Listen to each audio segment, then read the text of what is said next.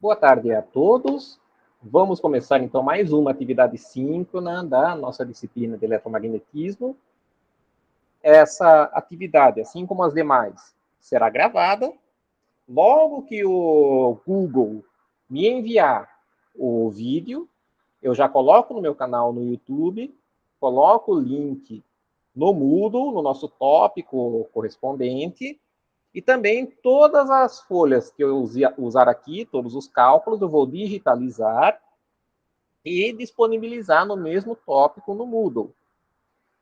Se vocês tiverem alguma dúvida, vocês podem me interromper, ligar o microfone ou falar pelo chat. Eu estou seguindo com a tela do meu notebook aberta aqui ao lado. Para a atividade de hoje, eu optei por explorar um conteúdo que não foi abordado no nosso curso, embora ele faça parte, eu creio, da ementa. E, infelizmente, não tenho como abordar todo o conteúdo, ainda mais nesse tempo corrido, mas conversando com colegas, me disseram que esse conteúdo em particular não é assim tão importante, não merece tanto destaque quanto os demais da disciplina. Por isso que eu optei por omitir, não passei exercícios, não fiz videoaulas, mas eu vou falar aqui. E assim, se por um acaso, em alguma disciplina futura, ou até mesmo na carreira de vocês se depararem com este conteúdo, vocês já terão uma ideia de onde começar, já terão, sim, uma certa intuição sobre ele. São condições de contorno, em particular, as equações de Poisson e Laplace. Eu não sei se vocês verão isso nas disciplinas de matemática, e isso aqui, em geral, faria parte de um curso avançado de cálculo. Não sei se vocês têm cálculo 4, que seria um lugar para se ver isso. Eu, quando fiz física, eu vi numa disciplina chamada Física Matemática, que é dada no terceiro ano de graduação. Porém, eu não vou explorar aqui em tantos detalhes matemáticos quanto uma disciplina faria. Bom, vamos começar com a lei de Gauss na forma diferencial. Nós temos que o divergente da densidade de fluxo elétrico será ρV. E nós temos que a densidade de fluxo elétrico é dada pela constante epsilon do meio vezes o campo elétrico. Bom, substituindo epsilon E no D da lei de Gauss, nós ficamos que divergente de epsilon E será igual a ρV. Vamos supor que nós tenhamos um meio homogêneo.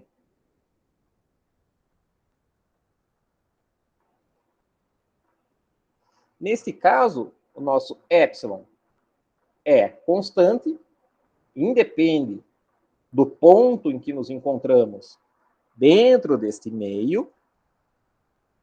Então, nós podemos tirar o epsilon do divergente, do operador del, passar para o outro lado, ficamos com divergente de E igual a ρV sobre epsilon. Até aqui, não fiz nada demais. Vamos agora ao potencial elétrico.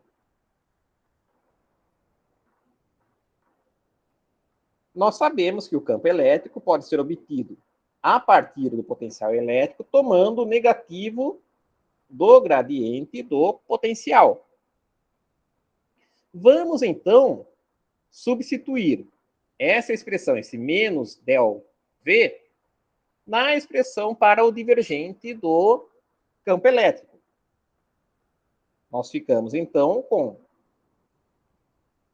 divergente do negativo do gradiente do potencial como sendo igual a ρV sobre epsilon.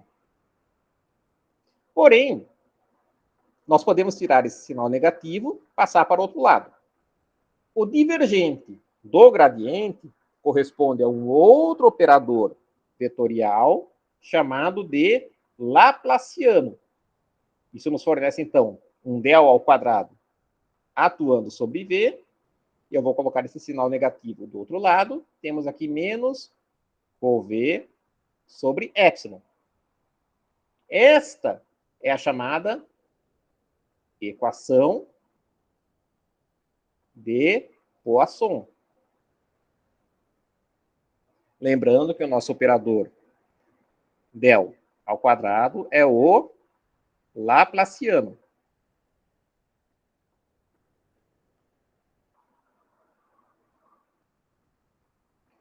Vamos supor agora que nós tenhamos um meio sem cargas livres.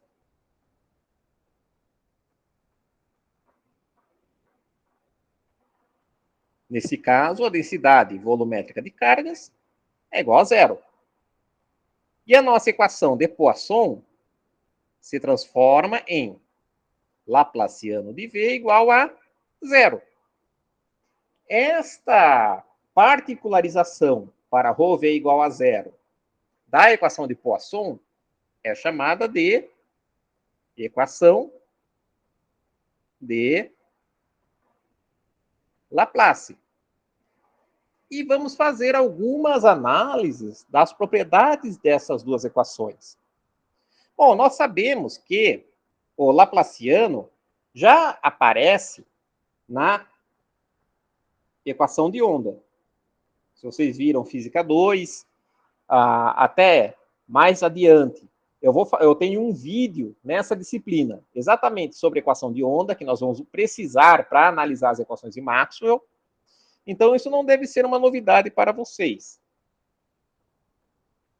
A equação de onda é uma equação em que o Laplaciano, irmandado à função f, é igual ao inverso do quadrado de v, onde este v é a velocidade de propagação da onda, que multiplica a derivada segunda temporal dessa função f. E o Laplaciano assume várias formas, dependendo da representação do sistema de coordenadas com o qual nós estamos lidando. Por um exemplo, coordenadas retangulares. Neste caso, o Laplaciano é bem simples, é simplesmente d2f dx2 mais d2f dy2 mais d2f dz2. Em coordenadas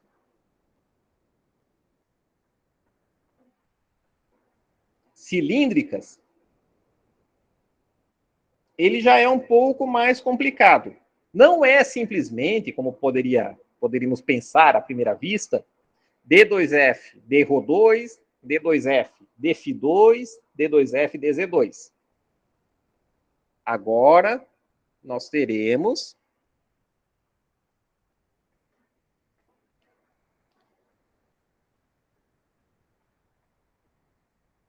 um sobre ρ d dρ dρ df dφ mais 1 sobre ρ ao quadrado d2f dφ2 mais d2f dz2. Afinal de contas, a variável z é comum a ambas as representações.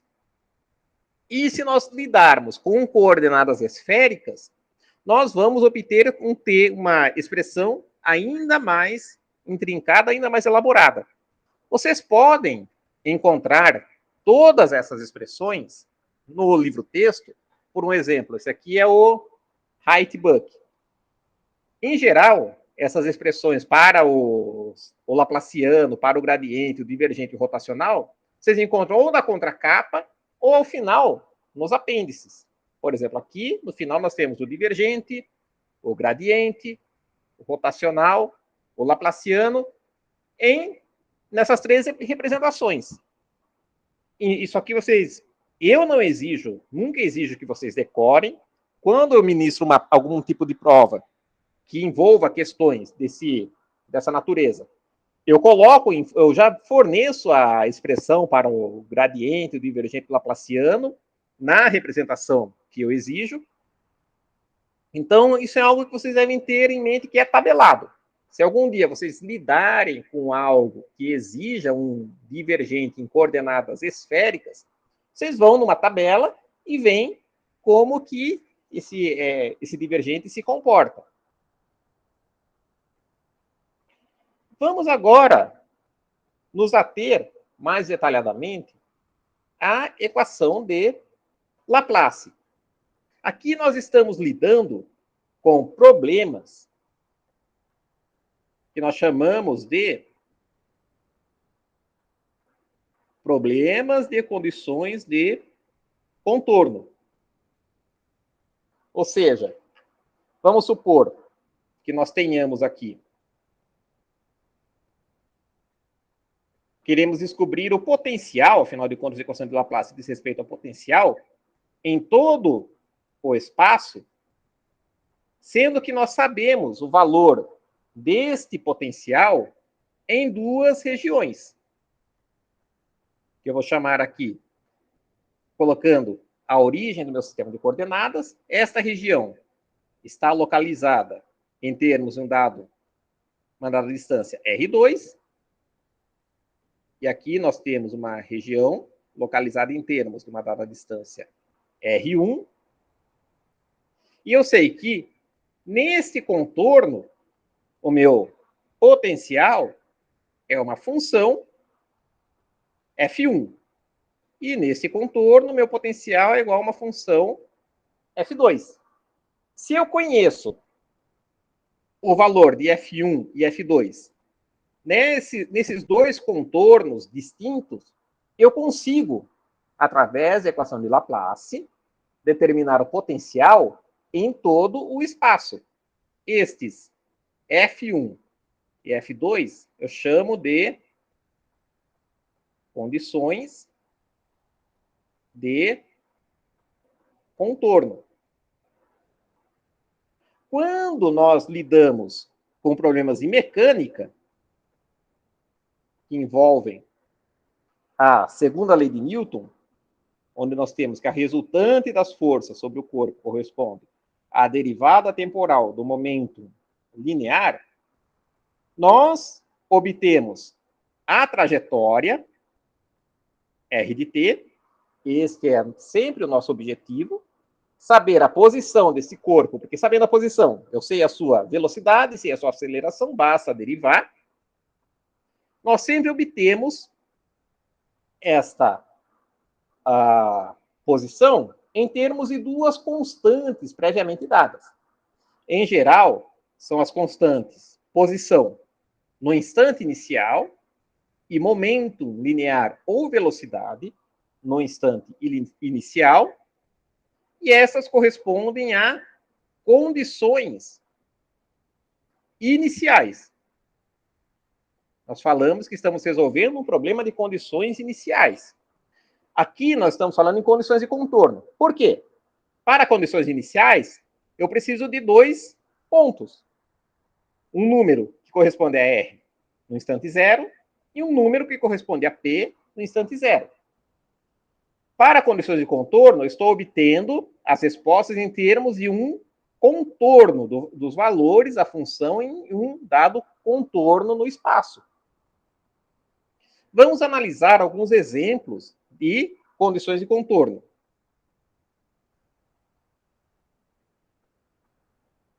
Vamos supor um problema unidimensional em que nós temos Lembrando, equação de Laplace, D2V é igual a zero. Vamos tratar isso aqui em uma dimensão apenas. Tenho aqui D2V dx2 igual a zero. Como que eu resolvo esta equação? Em primeiro lugar, eu tenho... Isso aqui pode ser reescrito como dx de dv dx igual a zero. Se eu estou tomando a derivada de algo e essa derivada está se anulando, então este algo deve ser constante. Então, nós temos aqui que dv dx é igual a um certo K1. Esse K1 é uma constante. Agora nós vamos resolver esta equação aqui. Então, nós temos que dv dx é igual a K1. Se eu integrar, nós teremos que v de x será igual a K1x mais K2, onde K2 é igual a constante. Bom, isso aqui, na verdade, acaba se tornando uma equação diferencial ordinária simples. Creio que vocês já tiveram uma disciplina deste tipo. E para resolver, agora, esta equação, ou seja, obter os valores de K1 e K2, nós vamos utilizar as condições de contorno. Nesse caso, eu tenho aqui V, um dado ponto x1 corresponde a um valor V1, e V, em um dado ponto x2, corresponde a um valor V2. Vamos substituir x1 e x2 na nossa solução. Então, V de x1 corresponde a K1 x1 mais K2, que é igual a V1. Eu posso daqui isolar o K2, então nós ficamos com K2 igual a V1 menos K1 x1. Substituindo x2, nós teremos que V de x2 é igual a K1 x2 mais K2, que é igual a V2. Mas nós temos aqui uma expressão para K2. K1 x2 mais o K2, que é V1 menos K1 x1, será igual a V2. Daqui, nós tiramos que K1 será igual a V2 menos V1 sobre x2 menos x1.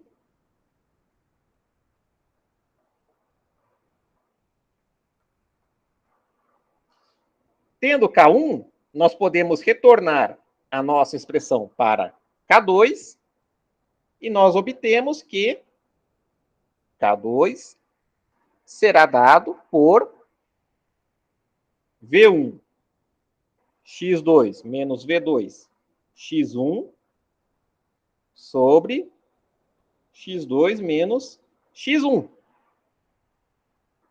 Portanto, nós obtemos a nossa solução em termos de V1 e V2. V de x será igual a K1 vezes x, ou seja, V2 menos V1 sobre x2 menos x1, x, mais K2. Ou seja, V1 x2 menos V2 x1 sobre x2 menos x1. Este foi um exemplo simples de solução da equação de Laplace em uma dimensão apenas. Vamos supor agora que nós tenhamos um problema em duas dimensões. E eu vou supor aqui uma dependência bem simples.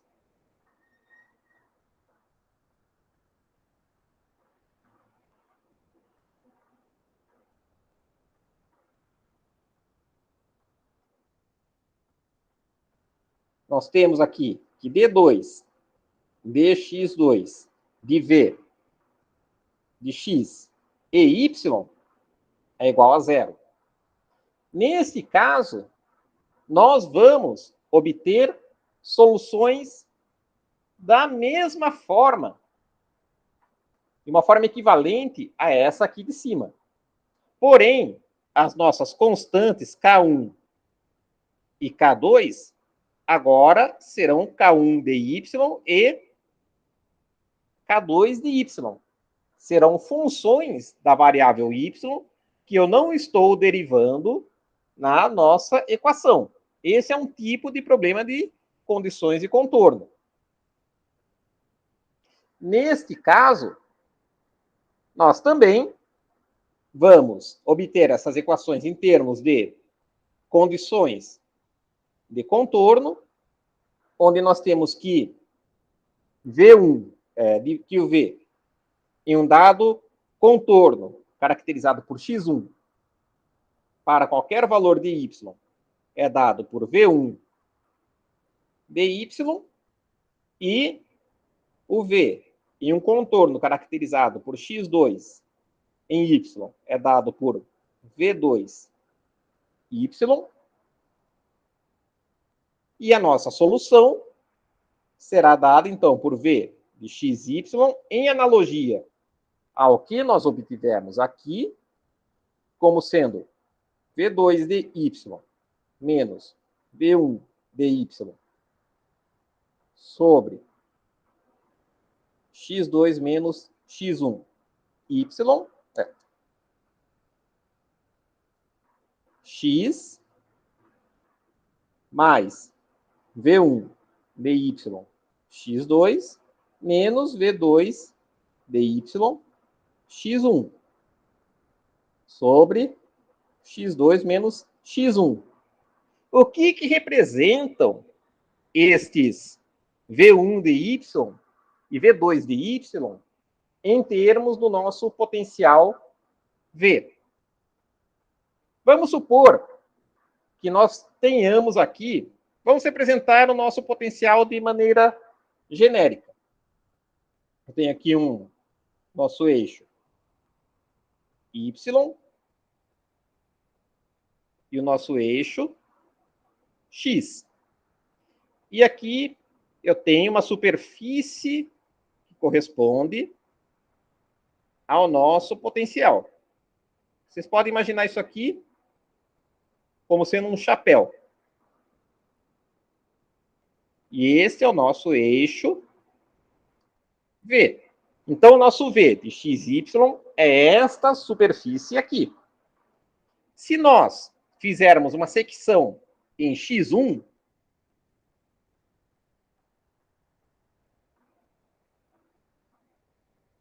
nós teremos este contorno, que prossegue aqui. E se nós tivermos uma secção em x2, nós também teremos uma curva, dependendo do aspecto do potencial. Então, esses cortes, esses contornos obtidos por essa clivagem da nossa superfície, do nosso chapéu, correspondem às condições de contorno, V1 dy e V2 dy.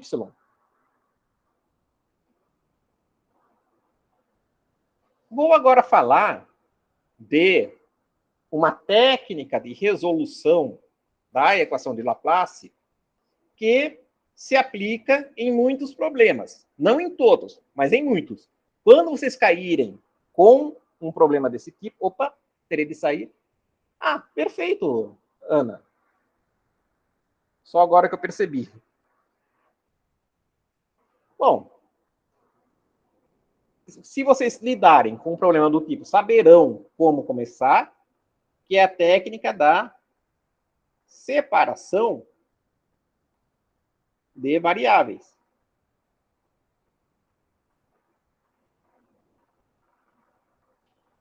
Então, nós estamos resolvendo a equação de Laplace.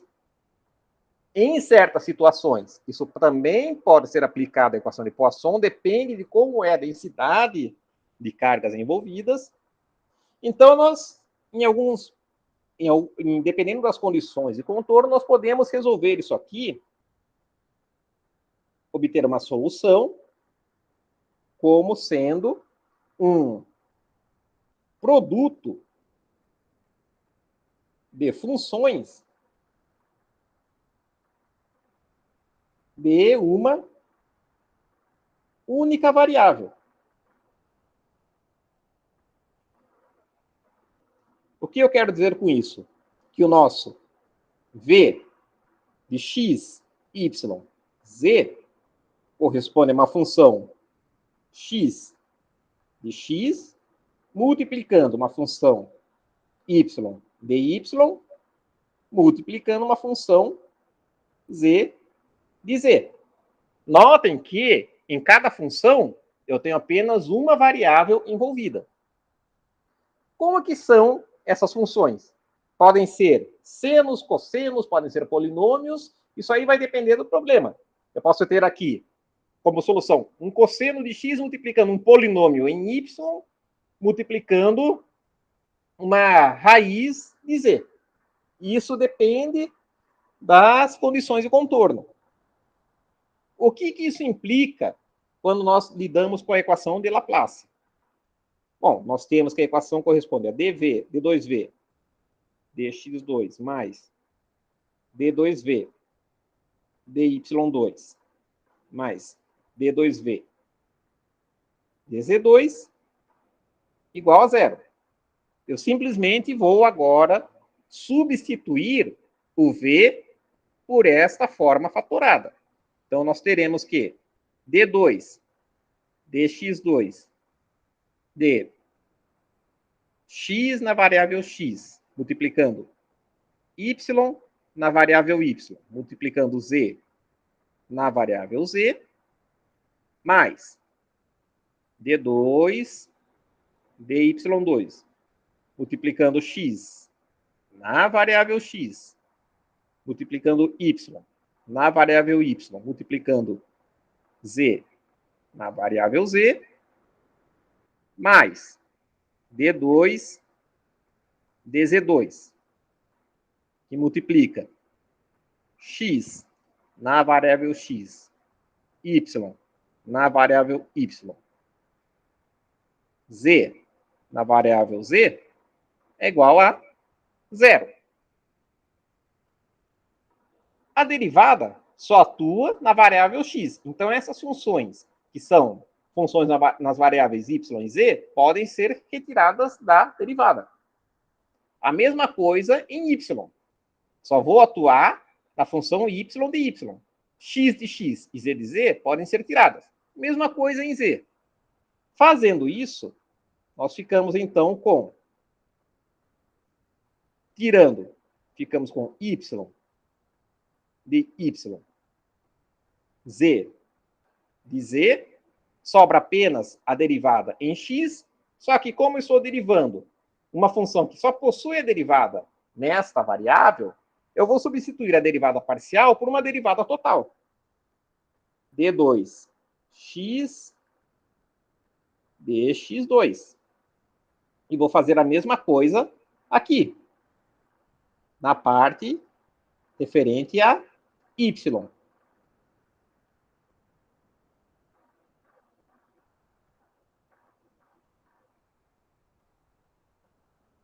E a mesma coisa na parte referente a z.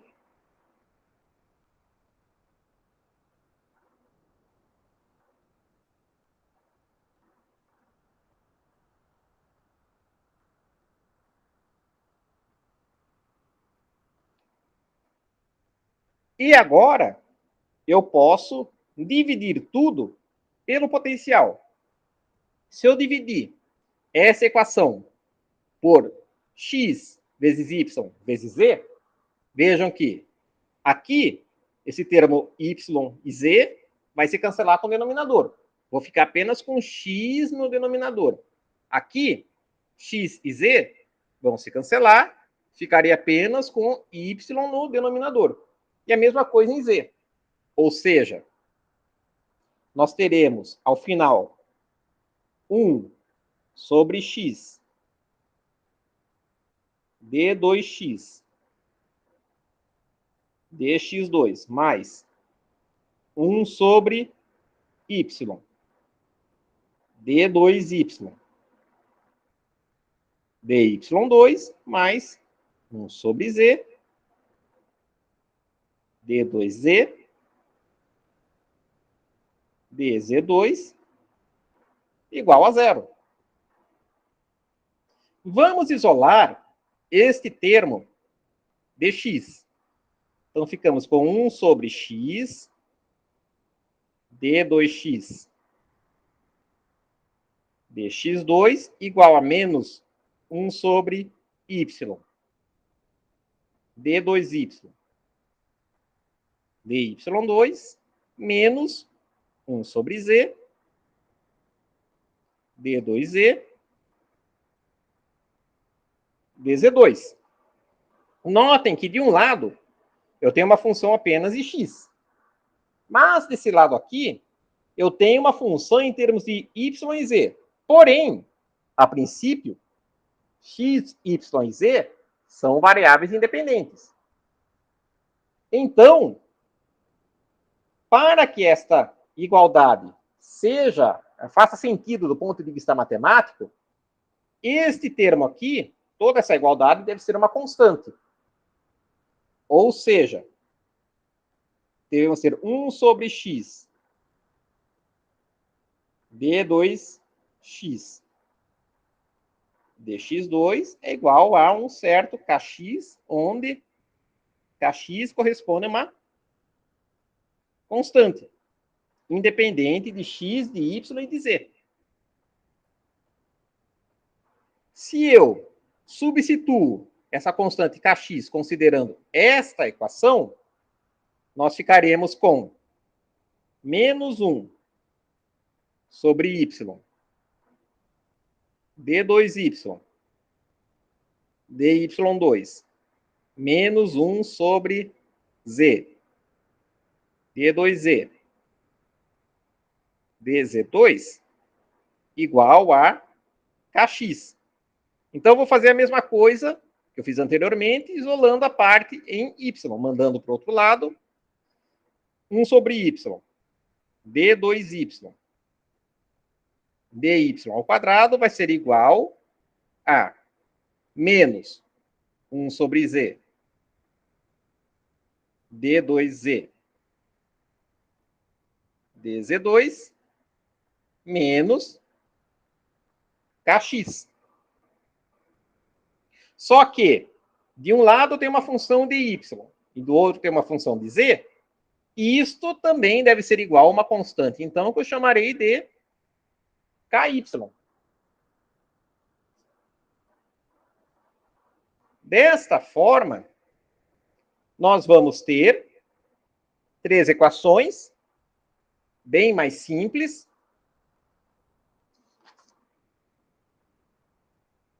em que 1 sobre x d2x dx2 vai ser igual a kx. 1 sobre y d2y dy2 será igual a ky. E 1 sobre z d2z dz2 vai ser igual a menos kx menos ky. Ou seja, de um problema em que nós tínhamos as 3 variáveis sendo consideradas de uma forma arbitrária, nós passamos para 3 problemas, considerando uma variável apenas em cada uma das equações. Lembrando, para que isso seja possível, depende das condições de contorno com as quais nós estamos lidando. E, às vezes, um problema que é separável em coordenadas retangulares não é separável em coordenadas cilíndricas nem em esféricas. E também, se um problema, às vezes, é separável em coordenadas esféricas, ele não é em coordenadas cilíndricas ou em coordenadas retangulares. É sempre necessário escolher a representação adequada para o problema. Bom, é isso que eu tinha preparado para falar a vocês. Matheus, você tem alguma observação a fazer?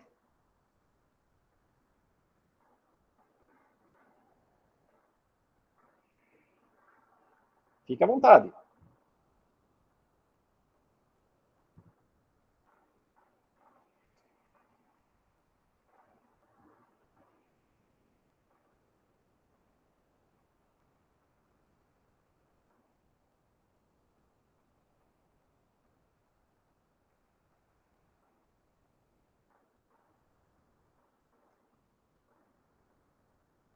Bom, se você entendeu, está tudo de acordo, então eu encerro a atividade por aqui. Opa, qual áudio? O meu ou o seu? Ah, perfeito.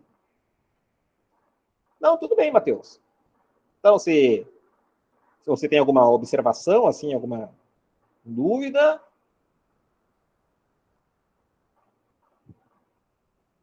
perfeito. Bom, então eu encerro por aqui. Assim que o Google me liberar o arquivo, eu já coloco, então disponibilizo para vocês. E na quarta-feira teremos a nossa avaliação.